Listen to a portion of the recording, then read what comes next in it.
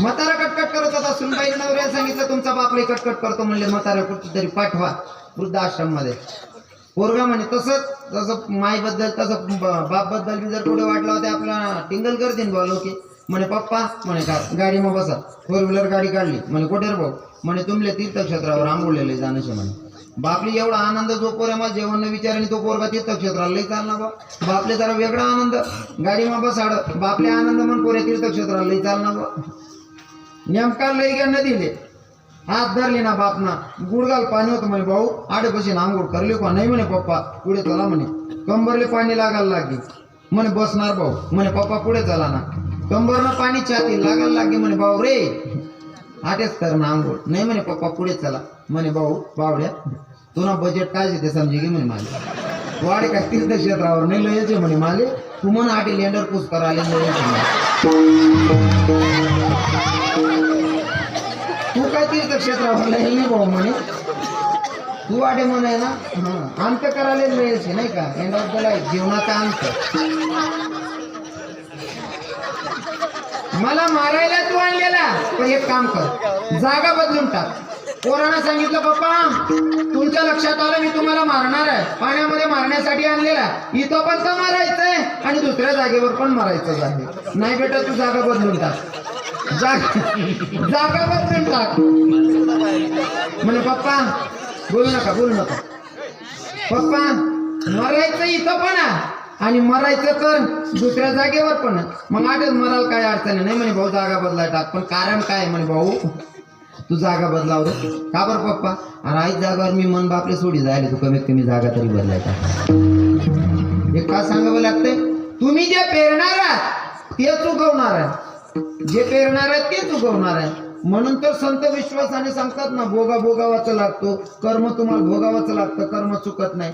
हा झाला पहिला झाला साधू संतांचा दृष्टांत. मध्ये जे सांगितलं संसारी तुमच्यासारख्या माझ्यासारख्या जीवांचं. आता सांगतो स्वतः जगाचा मालक पंढरीश पांडुरंग परमात्मा भगवंत तो स्वतःला सोडतो का. स्वतः न्यायाधीश तरी तो स्वतःलाही सोडत नाही. लक्षपूर्वक ऐका. भगवंत निज धामाला जायच्या आधी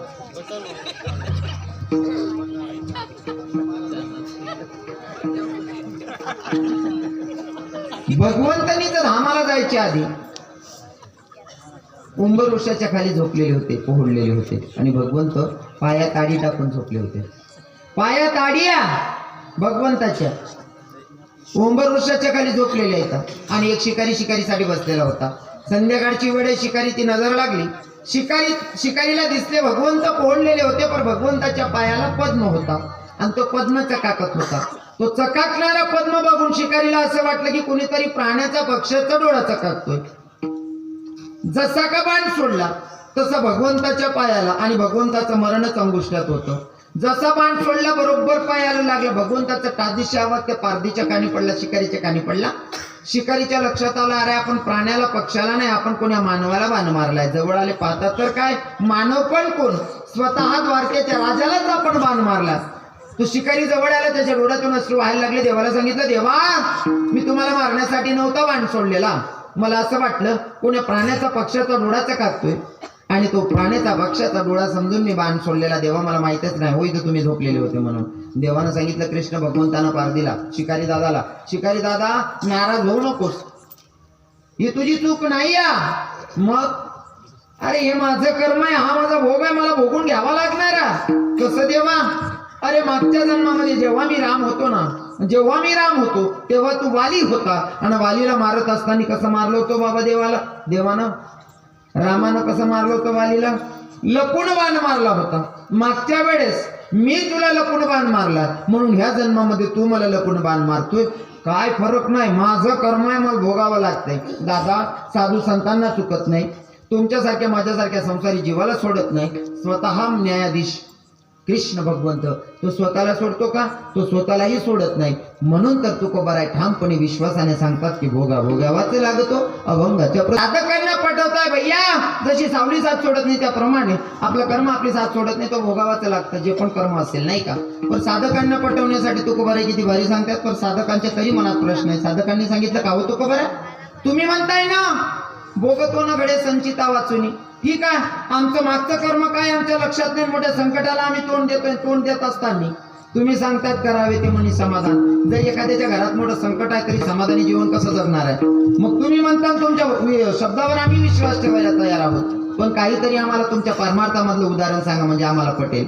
उदाहरण गोळा, फक्त ऐकणारा उदाहरण अंतकरणाने ऐकणारा पाहिजे. तुम्ही उदाहरण अंतकरणातूनच ऐकतायत म्हणा. करावे ते परमार्थामधलं एखादं उदाहरण सांगा म्हणजे आम्हाला पटलं पाहिजे. मग साधकांना पटवण्यासाठी तुकोबाराय काय सांगते सुरुवातीला सांगितलं. आपण तुकोबारायांची पायाची धुरी नाही बनवू शकत, पण ऐका. कुरुक्षेत्रावर युद्ध चालू होतं. चालू युद्धामध्ये अभिमन्यू मरण पावला. अभिमन्यू मरण पावल्याच्या नंतर आपल्या रडतिल्यात विशेष नाही, आपल्या रडतिल्यात विशेष नाही. कौरवांच्या डोळ्यात सुद्धा अश्रू होते. वास्तविक पाहता कौरवांना पांडव संपवायचे होते, तरी सुद्धा पांडव पुत्र मेल्याच्या नंतर पांडव रडत होते, विशेष नाही दादा. पण कौरवांच्या डोळ्यात सुद्धा अश्रू होते. काय जीवन असेल त्या लेकराचं, नाही का? आणि जीवन जगत असताना माणसानं जीवनच असं जगायचं. आपले रडतिल्यात विशेष नाही, पण दुश्मनाच्या डोळ्यात सुद्धा अश्रू आले पाहिजे. बरं, हा, दुश्मनाच्या डोळ्यात सुद्धा अश्रू आले पाहिजे, असं जीवन जगणं असलं पाहिजे. पण भैया बाबा, दुश्मन सुद्धा खानदानी पाहिजे बा. मला म्हणणं समजेल ना तुम्ही? दुश्मन सुद्धा खानदानी पाहिजे. डोक बाबा तोंडे ऐकायचे मी लहानपणी ऐकले, पण ते दाखल पण ना ते काम नाही ना मला. आणि ते जुनं मटेरियल पुरं मागही काय राहणार. दुश्मन सुद्धा खानदानी पाहिजे. कसा पाहिजे सांगू का? गल्लीतले दोघं लोक होते, समोरासमोर घर होतं. बापू बाबा समोरासमोर घर आहे. अशी भांडण झालेली, एकमेकांचं तोंड बघत नाही, एकमेकांचं तोंड बघत नाही. अहो जर पुढला वट्टावर राहणार मागला जात नाही जाते आणि तोंड देते नाही. सकाळ मग त्यानं तोंड नको देऊ खाली, एवढा कट्टर दुश्मन होतात. हो, एक दिवस बाहेर निघणार वटावर दिखला तो मागली गली माहिती फिरीन बैर दिशा घ्या. बैर दिशा समजस ना तुमले? बैर दिशा समजस ना?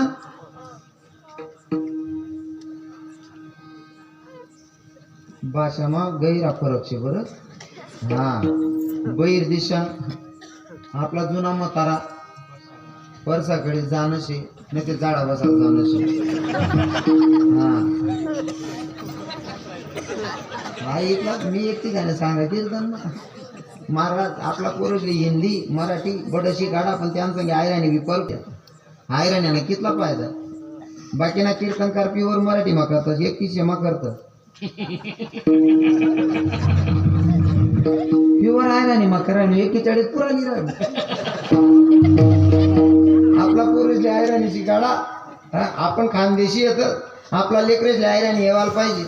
आयराणी बोला मला रविकिरण महाराज 41 लिराना, नाही ते तुम्हाला पोरले आयराणी म्हणून आपो 41 दिन आयराणी शिकाडणी पडी.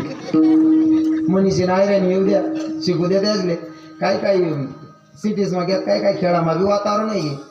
म्हातारा मायबाप असले पोरे सांगता आई हो पप्पा मन पोरगा बरोबर तुम्ही आयराणी म्हणा का बोलत जाऊ, त्याला आयराणी बोला सवय पड जाईल. आणि त्याचनी बिचाराने कधी मराठी बोलेल नाही, मग त्याच ना पद्धत मा पोऱ्यानं दाख मा बोलतच. ते आजी सांगत ना तुले भाऊ आताच्या दडी बस भाऊ, आताच्या दडी आताच्या दडी. मग तो बाबा सांगत भाऊ मी कोणाचा बाबा आहे, मग नातू सांगत मनाचा. अरे मनाचा पुरच सत्यानाश करणारा आवाज आताच्या दडी. आपण एक गाव बाबा गावनं नाव सांगत नाही म्हणा, व्हिडिओ व्हायरल जातो. अर्धा हिंदू अर्धा मुसलमान, अर्धा हिंदू अर्धा मुसलमान. मुसलमान हिंदी पक्की नाही आणि हिंदूसनी बी आयराणी मराठी पक्की नाही, दोन्ही मिक्स भाषा. त्या मुसलमान सुद्धा त्याचनी बी हिंदी मध्ये दम नाही राहणार, त्या अर्धा अर्धा वय घ्यात ना. ते मुसलमान ये राहिले सांगतात काय रे पराय के वावर में डोरे घुस जाते तब का किधर शिलकते रे. यशनी कोणती हिंदी आई म्हणजे प्रत्येकाने ज्याच्या त्याच्या भाषेवर ताबा ठेवला पाहिजे. हा, भाषा बडी खास पाहिजे. पराय के वावर में डोरे घुस जाते तब किधर शिलकते. महाराज भाषा यायला पाहिजे आहे आणि बी आणि मराठी बोलायला मराठी सुद्धा परफेक्ट पाहिजे. हो काय ना, आम्ही लहान होतो भैया बाबा समाधान बाबा लहानपणी आम्ही ए पोराव शांत बसा रे. हा ना खिचडी ना मटेरियल. हा मला विषय पांगाड देते ना बरं या. मला सांगणं पडे याच ना करता शांत जाणार आहे बहिणी तुम्हाला पाय पडत मी मागला कीर्तन मग सांगा का नाही मला माहिती नाही पण मी प्रत्येक कीर्तन मग पाय पुढे सांगत बहिणी म्हणून तुम्ही ना या शेजाराचं शिकायला जा घरच्यानं सांगितलं कीर्तनले जाणे हो कीर्तन मग काहीच वचवच करतो नका म्हणजे कार्यक्रमात लहान लेकर पाहिजे बापू बापा त्याच ना शिवाय बी कार्यक्रमा मजा नाही कार्यक्रमाला लहान लेकरे बी पाहिजे आणि प्रवास मग सुट्टा पैसा बी राहू देऊ पण दोन्हीशले वापरानी पद्धत ठेवानी कार्यक्रमाला लेकरेशिवाय मजाने पण यासले बी दाबी ठेव आणि सुट्टा पैसा शिवाय प्रवास बी करून हो पण सुट्टा पैसा खिसामा ठेवत ना चणचण नाही वाजू देऊ त्यातले रुमामा गुंडाईन ठेव नाही ते सुट्टा जाणार मग नोटा चोराय जाते हां आता बोलू नका बरं मग बोलू नका उघडा बरं आम्ही शाळेत जात होतो ना आता आहे गाव ना पोरे परफेक्ट मराठी मा बी नाही आणि परफेक्ट आयराणी बी नाही दोन्ही 10-11 आहेत 6वा पिरियड होता मना वर्गामा एक पोरगा आता त्याले लागणं 2 नंबरले जाणं होतं जॉग्रफीना पिरियड चालू होता सर शिकाड राहणार अवबा उठना आता याला आई सुधरेने मा जाणं ते शे पण सरले कोणती भाषा मा सांगू बा याला काय म्हणतस मग त्याला वाटलं की म्हातारा जे बोलतस ते बारी राजबा हा उठ ना म्हणे सर म्हणे काय रे म्हणे मला झाडाला जायचं सर म्हणे बाल्या काल भट शिकले एकदा ना शिकणार ना नाही जर शिकणार तू ते आयुष्यभर जाण नाही दे तुले तू शिकले म्हणे पोरे आको बसी घ्या आको पोट मा काही नाही म्हणे सर झाडाला जायचं तू बट रे बाल्या बसी घ्या बढिया शिकायची वय शिकून घे आयुष्यभर जाडायचं जे तुला बाल्या बशी घ्या उजीच काही म्हणजे सर झाडाला जायचे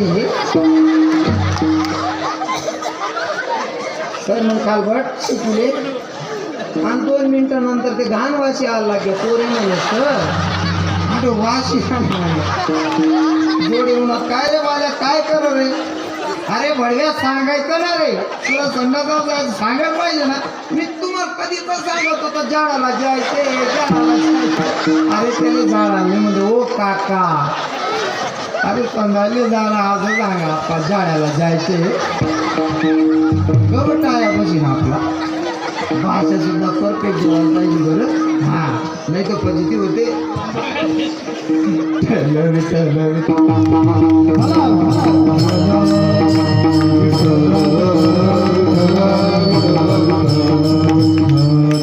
दुश्मन सुद्धा खानदानी असलं पाहिजे समोरासमोर घर आहेत पण त्यांना एकमेकांचं तोंड बघायचं आवडत नाही बहीण दिशेला या माणसाला जायचं होतं समोर घरातला मालक दिसला किंवा माझा दुश्मन आहे याचं तोंड मला बघायचं नाही फिरून मागच्या गलीतून जात होता हे लेखावर मागच्या गलीतून फिरून जात होता रागातच याच्यामुळे मला जास्त 2 गल्ल्या टाकून यावं लागतंय 2 गल्ल्या फिरून यावं लागतंय रागातच माणूस जात होता समोरून 4 व्हीलर गाडी आली 4 व्हीलर गाडीवाल्यांना राम राम केला म्हणे दादा म्हणे काय आमच्या नावाचं व्यक्ती कुठं राहतं म्हणे नेमकं याच्या दुश्मनाचंच नाव विचारत म्हणे आमच्या नावानं व्यक्ती कुठं राहतं म्हणे त्यांना नाव काढू नका तो दारमा उभा होता म्हणे मी 2 गले फिरीस नेले त्यांना दर्शन नाही देखत म्हणे मी त्यांना नाव काढू नका म्हणे का हो दादा गावामा प्रवेश करा ना पहिला व्यक्ती तुम्ही येत नाव सांगावं म्हणे त्याच घर कुठेशे मला विचारू नका म्हणे इतका कट्टर दुश्मन आहे ना त्यांना तोंड देखत नाही तो समोर होता म्हणे 2 गरे फिरीस नेले त्यांना नाव काढू नका म्हणे दादा गावामा घुसान टाकले पहिला तुम्ही दिकिरांना सांगा हो तुम्ही सांगत नाही त्यामुळे घर कसं काय सापडी त्या माणसानं विचारलं तो माझा दुश्मन आहे तो समोर होता त्याचं दर्शन बघायचं नाही त्याचं तोंड बघायचं नाही म्हणून 2 गल्ले टाकून फिरून येतोय पण तुम्ही चाललेत कशासाठी म्हणे काही नाही त्याचा मोठा पोर आले आपली पोर देवानिशे म्हणे त्यांना चांगलं सांगू होईल का हा तुमना मते नाही ना चांगलं नाही सांगाव ना हा मला हेच सांगणे दुश्मन सुद्धा खानदानी पाहिजे काय बोलला माहितीये का तो माणूस इतका कट्टर दुश्मन आहे तो समोर असला त्याचं तोंड बघत नाही पण दादा तुमची मुलगी जर त्याच्या घरात देत असताना तर माणूस एवढा खानदानी तुमच्या पोरीला ओटा उतरू देणार नाही दुश्मन सुद्धा खानदानी पाहिजे बरोबर आहे ना हा समोरचा जरी दुश्मन आहे पण त्याची कर्तबगारी जर खरी असली तर खरं सांगायला पाहिजे बरोबर आहे ना रवी किरण महाराज ना कीर्तन मालो क्या असतं सामना बापू बाबा बी हसिले पाहिजे बाकी ना सांगते हा दादा काढतात आणि कीर्तन समजिले और नीचे रे भू बरोबर आहे ना कोणा गरीब ना पोऱ्याला लगीन जमी घ्या ना हाड ना रात्री पडायचं नाचिलो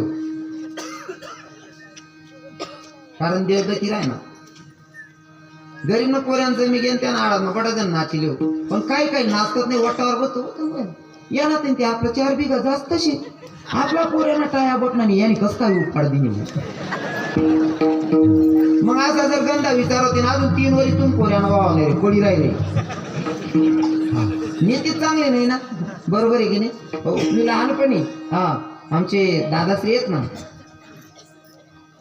निलेश दादासाहेब हो यांच्याच समाजाचे लोक आणि त्यांच्या दुकानावर एक बॅनर होतं मतलब काय म्हणतात त्याला पाटी होती त्या पाटीवर लिहिलेलं होतं करम तेरी अच्छे तो किस्मत तेरी दासी है और नियत तेरी अच्छी तो घर में मथुरा काशी है तुमची नीतीवर खेळ आहे दुसऱ्यांना आनंद मग आपला आनंद मानिले हो भगवान काहीच कमी करत नाही पण दुसऱ्यांना सुख मानलो की जास्त दुखी शेतात स्वतःना दुःख माने बरोबर आहे की नाही मी एकटी खाण्याचा जायला तो गली तरी उंच ओटानं घर होतं एक म्हातारा बसेल होता म्हणतो काय हो बाबा इथलं चेहरा उतारीश नाही का बरं बसेल शेतात काही नाराज आहेत का शिलगाव म्हणे महाराज यंदा पाणी नाही बरं का धोका देना म्हणतं मग काय जाय अहो येरले तेंबर पाणी नाही हो बाबा म्हणतं बाबा तुम्ही जेरले नाही हो अक्का का पण ना मग पाणी नाटाया नाही हो म्हणे महाराज म्हणे येरले पाणी नाही त्यानं दुःख नाही म्हणे माले म्हणतं मग बाजूवाल्याने आटाय राहिनी नाही चाली म्हणे